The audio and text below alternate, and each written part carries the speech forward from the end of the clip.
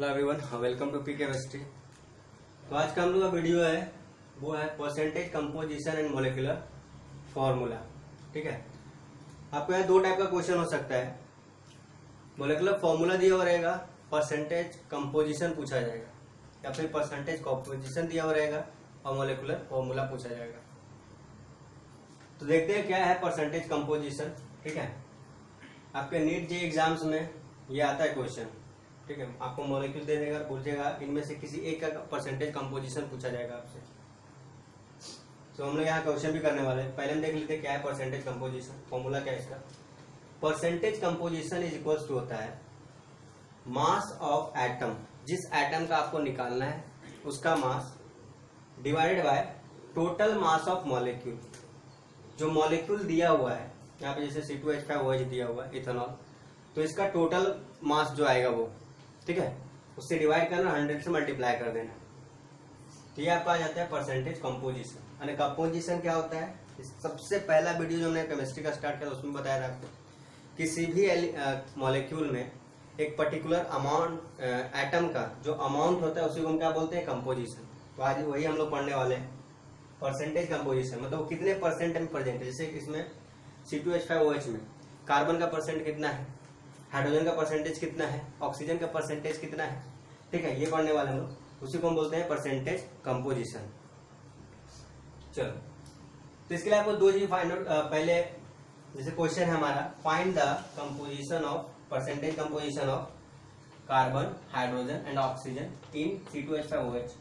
C2H5OH मतलब ethanol आपका molecule दिया हुआ, उसमें से आपको कार्बन का परसेंटेज पता करना है, हाइड्रोजन का परसेंटेज बताना है, ऑक्सीजन का परसेंटेज बताना है। तो उसके लिए क्या करना होगा, अब कार्बन एटम निकालना है, हाइड्रोजन एटम है, ऑक्सीजन एटम है, तो एटम का तो मास आपको पता होना चाहिए ना।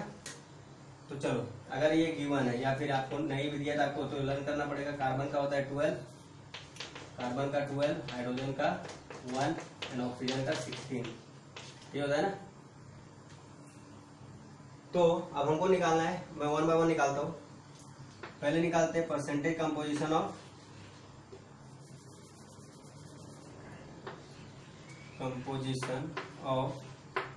किसका, कार्बन का। तो कार्बन का कितना एटम है इसमें,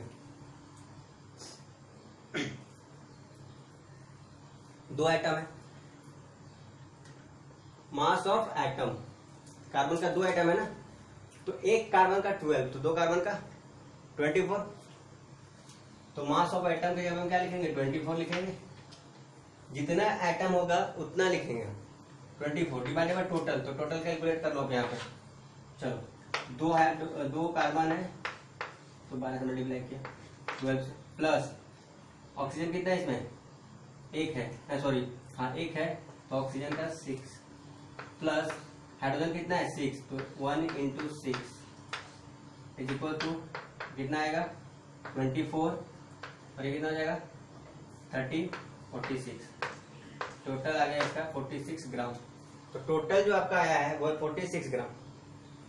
ठीक है, और सिर्फ कार्बन का कितना है 24 ग्राम। तो 24 डिवाइडेड बाय 46 और इंटू 100। सॉल्व करो इसको, कितना आएगा, जो आएगा वही आपका परसेंटेज कंपोजिशन होगा। चलो, तो इसका आता है 52%। क्या आता है 52%, अप्रॉक्स 52% आएगा।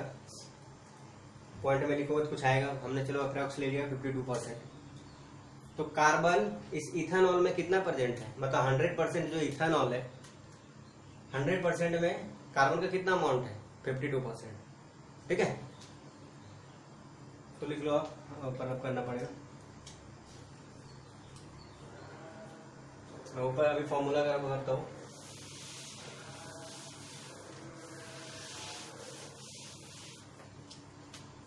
चलो, सेकेंड है आपका परसेंटेज कंपोजिशन में, शॉर्ट में लिख रहा हूँ, कंपोजिशन ऑफ हाइड्रोजन निकालना है आपको। बताओ हाइड्रोजन का कितना है 6 ना, कितना हाइड्रोजन टोटल 6, तो 6 डिवाइडेड बाय 46 मल्टीप्लाई बाय 100, कितना आ जाएगा, सॉल्व करो।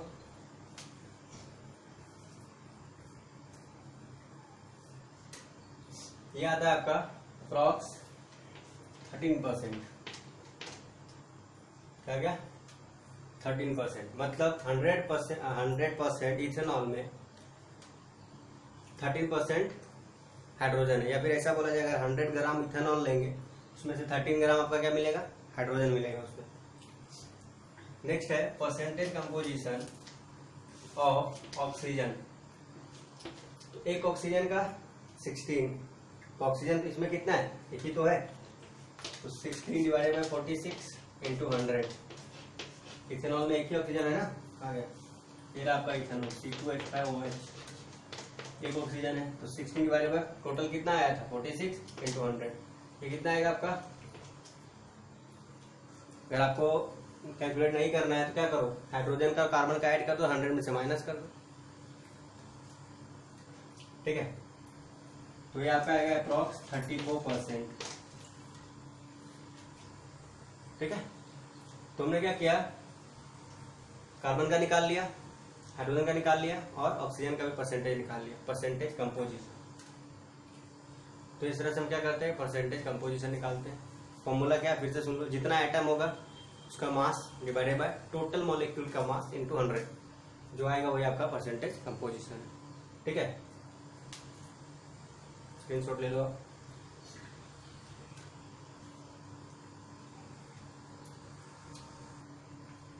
चलो, तो एक ही क्वेश्चन है, होमवर्क है आपका, आप इसको करो। अगर नहीं बनता है तो आप कमेंट सेक्शन में बता दो, या मैं टेलीग्राम पे पेज बनाने वाला हूँ, ठीक है। टेलीग्राम पे आपका अकाउंट होगा, आप उसमें स्क्रीनशॉट लेके भेज सकते हो कहाँ तक आपका बना है या नहीं बना, ठीक है। तो मैं वहाँ पे सॉल्व करके आपको दे दूंगा। फिलहाल देख लेते क्वेश्चन क्या है। Find the percentage composition of carbon, nitrogen and hydrogen. इसमें इस मॉलिक्यूल में से निकालना है आपको, इसमें कार्बन का परसेंटेज निकालना है, हाइड्रोजन का परसेंटेज निकालना है और नाइट्रोजन का परसेंटेज निकालना है। तो जिस तरह हम पहले किए थे, कार्बन का यहाँ पे आपको दिया गया, कार्बन का मास दिया हुआ है, हाइड्रोजन का मास दिया, नाइट्रोजन का मास दिया हुआ है। तो कार्बन का मास अमाउंट लोगे डिवाइडेड बाय टोटल, इसका निकाल लोगे कितना आएगा। उसी तरह हाइड्रोजन का लेंगे डिवाइडेड बाय टोटल इंटू 100, फिर इसी तरह नाइट्रोजन का into divided by 100 divided by total into 100, ठीक है। चलो अब नेक्स्ट जो टॉपिक है वो हम देखते हैं, empirical formula and molecular formula. तो आप इस क्वेश्चन को स्क्रीनशॉट ले लो या लिख लो।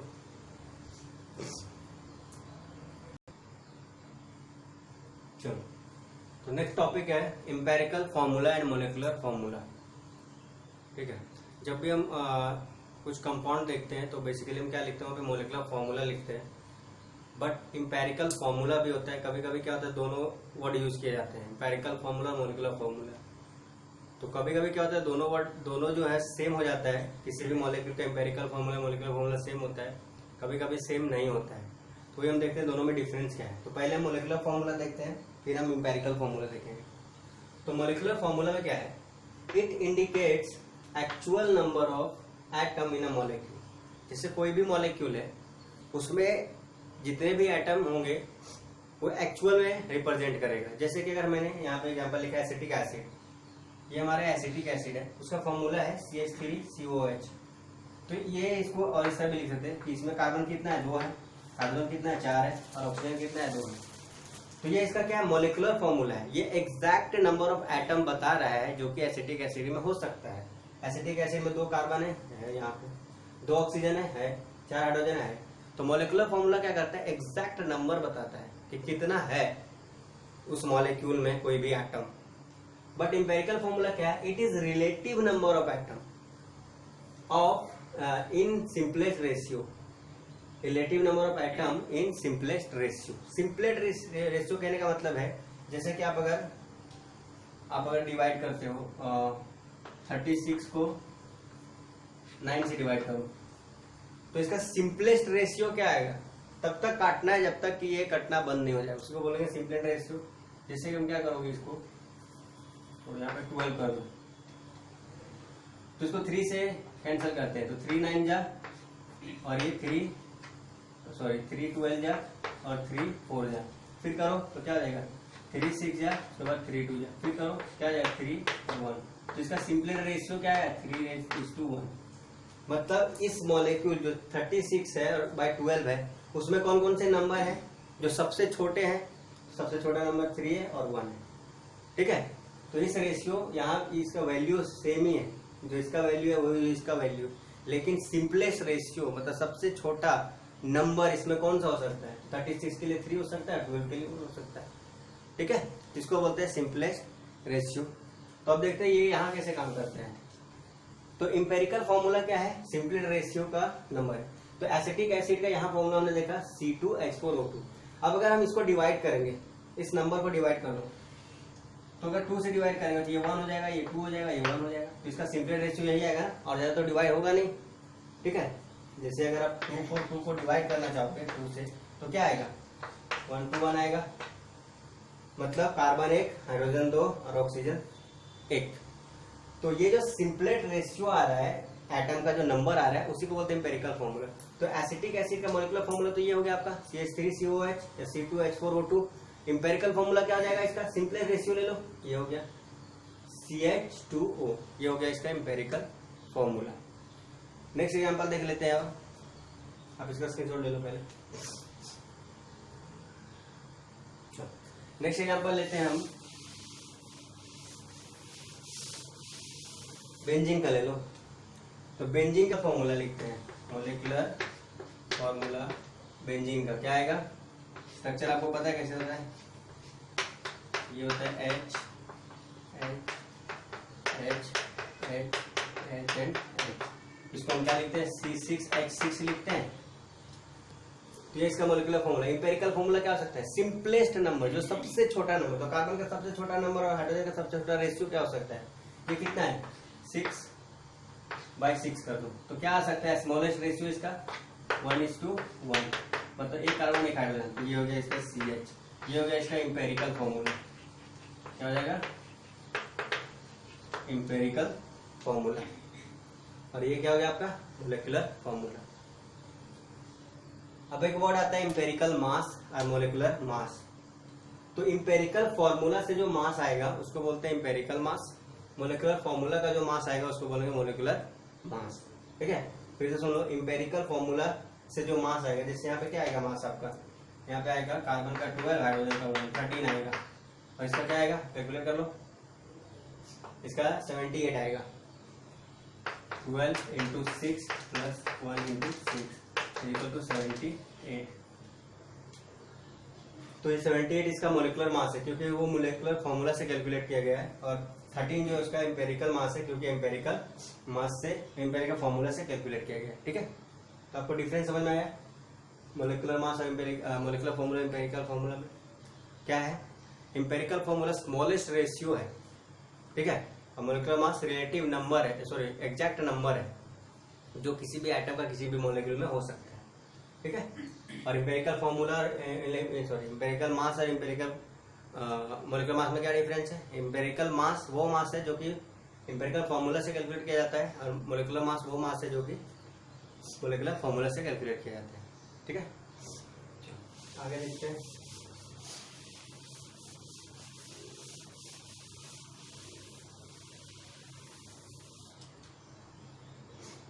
तो यहाँ हमने क्या देखा कि अगर हमने मोलेकुलर फॉर्मूला में कुछ नंबर डिवाइड कर दिए थे तो एम्पेरिकल फॉर्मूला आ गया था। उसी तरह अगर हम एम्पेरिकल फॉर्मूला में कोई नंबर मल्टीप्लाई कर देंगे तो मोलेकुलर फॉर्मूला आ जाएगा ना। जैसे देखो, एम्पेरिकल फॉर्मूला क्या था? बेंजीन का CH, और मोलेकुलर फॉर्मूला क्या था? C6H6। अगर इसको इक्वल करना है तो इसमें 6 से मल्टीप्लाई करना पड़ेगा हमको। अगर 6 से मल्टीप्लाई कर दिया तो क्या हो जाएगा? कार्बन 6 हो जाएगा, हाइड्रोजन 6 हो जाएगा, ये बराबर हो जाएगा। तो हम इस नंबर को कोई भी रैंडम नंबर Z मान लेते हैं, X मान लेते हैं, जो मानना है मान लो। कोई भी नंबर अगर हम एम्पेरिकल फॉर्मूला में मल्टीप्लाई करेंगे, कोई ऐसा नंबर जिससे मल्टीप्लाई करेंगे और ये नंबर आ जाएगा। ठीक है, कुछ ऐसा मल्टीप्लाई करना पड़ेगा जिससे कि ये नंबर आ जाए। तो हम एक फॉर्मूला और बना सकते हैं कि molecular formula is equal to Z into empirical formula. अगर एम्पेरिकल फॉर्मूला में हम कोई भी डिजिट मल्टीप्लाई कर दे, इंटीजर पॉजिटिव इंटीजर, 0 नहीं होना चाहिए, 1 भी नहीं होना चाहिए, 1 मल्टीप्लाई का कोई फायदा नहीं, 2 3 4 5 6 कुछ भी हो सकता है। मल्टीप्लाई करने पे वो मॉलिक्यूलर फॉर्मूला में कन्वर्ट हो जाएगा। जैसे आप अगर एसिटिक एसिड का देखोगे, एसिटिक एसिड का फॉर्मूला क्या है, C2H4O2 है। एम्पेरिकल फॉर्मूला क्या था, CH2O। इसमें 2 से मल्टीप्लाई करो तो ये आ जाएगा, ठीक है। तो यहाँ Z का वैल्यू क्या हो गया, 2। अगर Z का वैल्यू 1 आ गया, इफ Z का वैल्यू 1 आ गया, तो उस टाइम पे मॉलिक्यूलर फॉर्मूला एम्पेरिकल फॉर्मूला दोनों सेम हो जाएगा। If Z equal to 1 then molecular formula equal to empirical formula, ठीक है। तो ये Z आपका आएगा कैसे, एम्पेरिकल फॉर्मूला और मॉलिक्यूलर फॉर्मूला को डिवाइड करना पड़ेगा। तो अब अगर आपको Z निकालना है, Z क्यों निकाल रहे हैं, ताकि हम एम्पेरिकल फॉर्मूला के हेल्प से मॉलिक्यूलर फॉर्मूला निकाल सके। तो आपको मॉलिक्यूलर फॉर्मूला तो दिया नहीं रहेगा, आपको मॉलिक्यूलर मास दिया हुआ रहेगा और एम्पेरिकल मास दिया हुआ रहेगा। तो अगर आपको मॉलिक्यूलर मास दिया हुआ है और आपने एम्पेरिकल मास निकाल लिया, तो आप मॉलिक्यूलर मास को एम्पेरिकल मास से डिवाइड कर दोगे तो Z का नंबर आ जाएगा। और जब Z का नंबर आ जाएगा फिर इस फॉर्मूला में पुट कर देना, तो आपका क्या आ जाएगा, मॉलिक्यूलर फॉर्मूला आ जाएगा, ठीक है। तो अब ये लिखो पहले,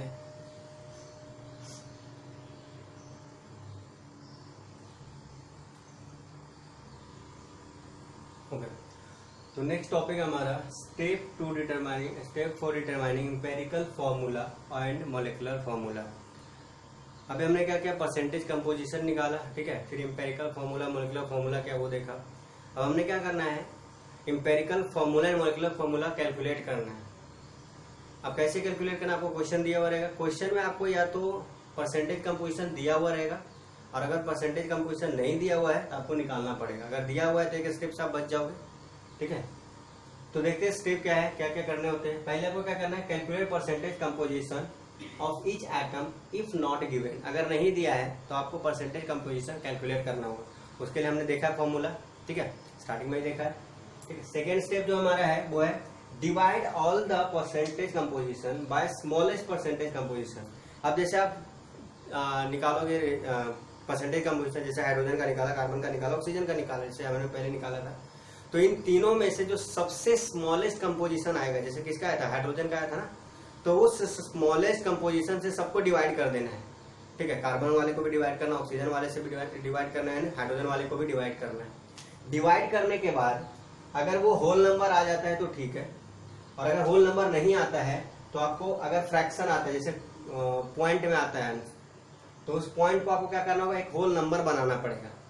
जैसे 1 आया, जैसे ऐसा कुछ रेशियो आ रहा है 1.25:2.50, ऐसा कुछ आ रहा है, तो आपको क्या करना होगा, कैंसिल करके 1 और 2 बनाना पड़ेगा, मतलब उसके आसपास के नंबर को होल नंबर लेना पड़ेगा, ठीक है। अब जो ये नंबर आएगा आपका, जैसे कार्बन का 1 आ गया, ऑक्सीजन का 2 आ गया, हाइड्रोजन का 3 आ गया, ऐसा कुछ भी आ गया, तो ये जो रेशियो आएगा, सिंपलेस्ट स्मॉलेस्ट रेशियो आएगा, वही आपका एम्पेरिकल फॉर्मूला हो जाएगा। और जब आपने एम्पेरिकल फॉर्मूला निकाल लिया तो एम्पेरिकल फॉर्मूला मास निकाल सकते हो, ये निकाल सकते हैं। और मोलिकुलर फॉर्मूला मास आपको दिया हुआ रहेगा, तो मोलिकुलर फॉर्मूला मास और एम्पेरिकल फॉर्मूला मास आपको निकल जाएगा। तो Z निकाल सकते हो। Z क्या था, वो नंबर था जिससे मल्टीप्लाई करने पे एम्पेरिकल फॉर्मूला मोलिकुलर फॉर्मूला में कन्वर्ट हो जाता है। तो Z निकालने क्या करेंगे, molecular formula mass divided by empirical formula mass. अब आपका Z निकल जाएगा। Z निकालने के बाद आप फॉर्मूला में पुट कर दोगे। फॉर्मूला क्या है, molecular formula is equal to Z into empirical formula. चलो मैं ये आप यहाँ तक स्क्रीनशॉट ले लो, उसके बाद मैं फॉर्मूला भी लिख देता हूँ। ये आपका 4th स्टेप तक था, 5th स्टेप में लिखता हूँ। चलो 5th स्टेप में आपको क्या करना है, आपने इतना कैलकुलेट कर लिया।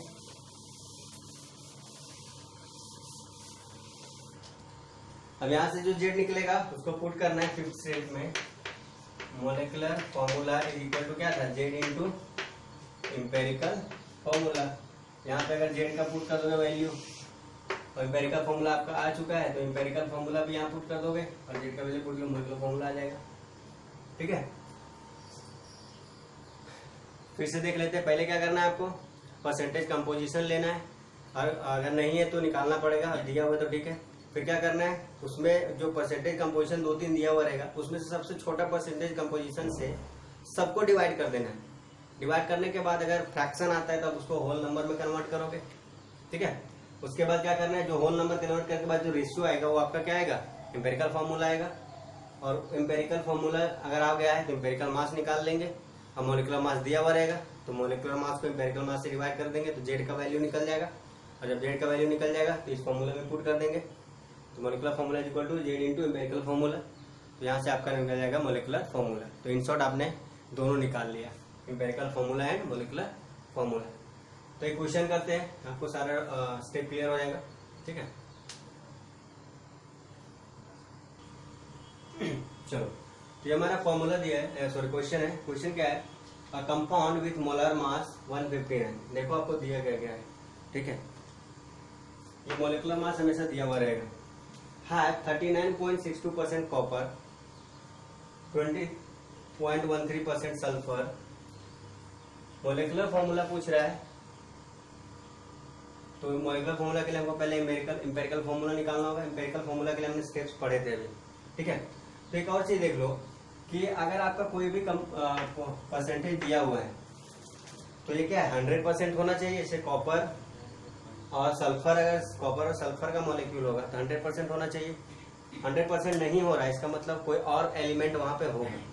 तो अगर कॉपर जो भी दिया हुआ है, अगर वो ऐड करने पे आपका 100% नहीं होता है तो जो बचा हुआ पोर्शन है वो ऑक्सीजन होगा हमेशा, ठीक है। जैसे कि यहाँ पे देख लेते हैं, कॉपर का है 39.62%, प्लस ऐड करेंगे हम 20.13%, तो ये 100 नहीं होगा।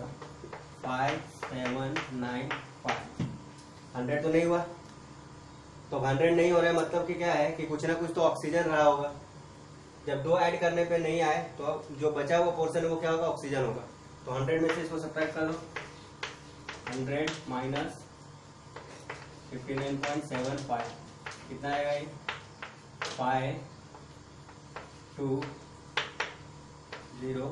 कितना आ गया,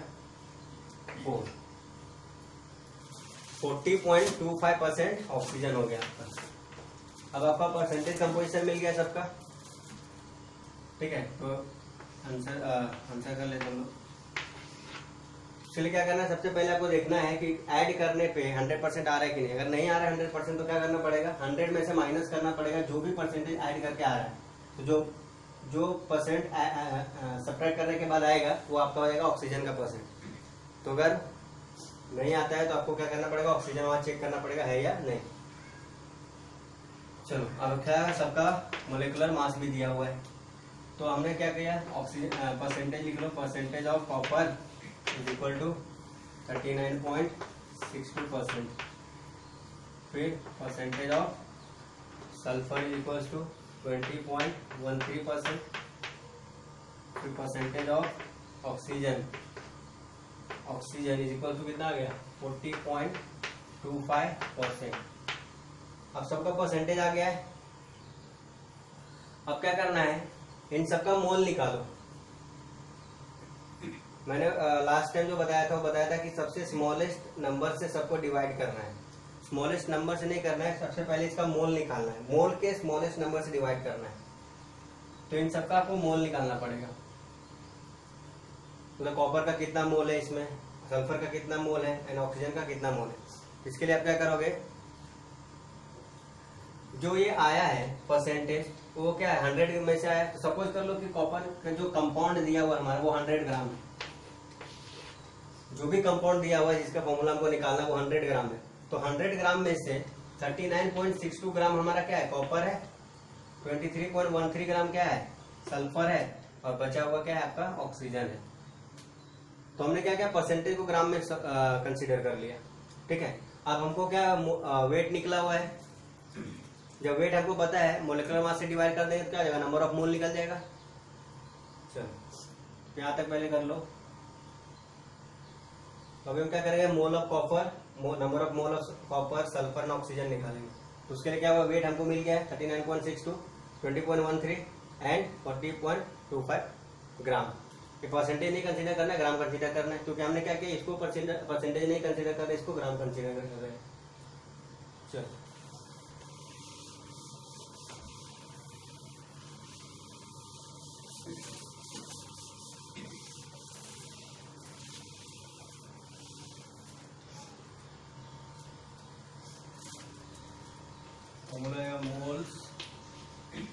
of copper is equal to mass of copper divided by molecular mass. तो मास कितना हुआ 60 ये हो गया। और आपका मोलिकुलर मास दिया हुआ था कॉपर का कितना दिया था 63। इसको डिवाइड करो कितना आएगा, अब डिवाइड करो। इसी तरह सबको लिखेंगे हम कॉपर का, देन मोल्स ऑफ सल्फर निकालेंगे, मोल्स ऑफ सल्फर। सल्फर का परसेंटेज कितना था 20.13 डिवाइडेड बाय सल्फर का वेट होता है 32। इसका निकाल दो। फिर percentage of oxygen is equal to oxygen कितना आया था 40.25 डिवाइडेड बाय ऑक्सीजन का कितना होता है 16। चलो अब इसको सॉल्व करो कितना आएगा। सॉल्व करने पे आता है 0.62 0.62 2.52 के आसपास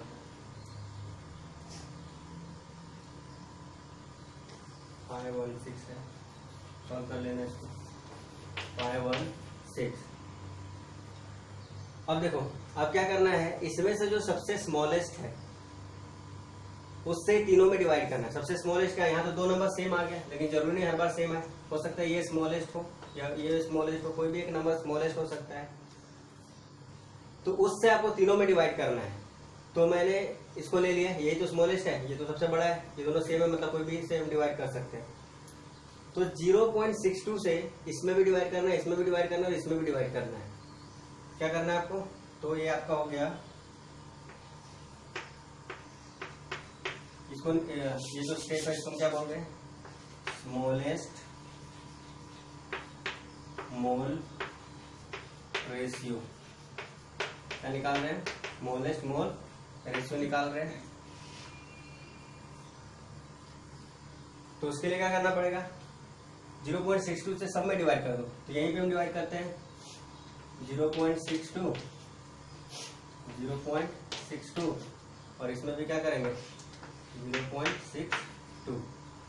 तो देखो ये कैंसिल हो जाएगा, ये हो गया वैल्यू 1, ये कैंसिल हो गया, ये हो गया 1। इसको डिवाइड करोगे तो अप्रोक्स आएगा कितना 4। ठीक है, मतलब जो स्मॉलेस्ट मोल रेशियो आया वो क्या आया 1:1:4।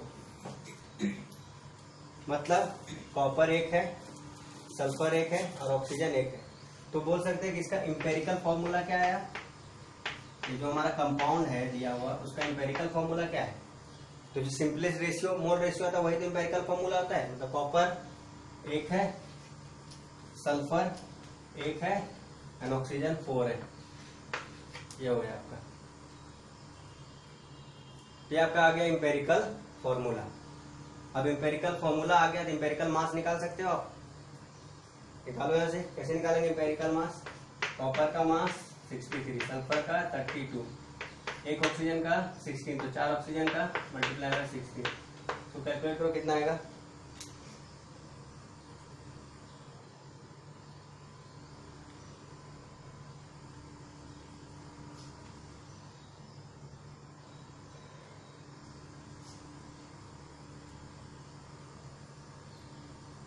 कितना है, ये आएगा 159।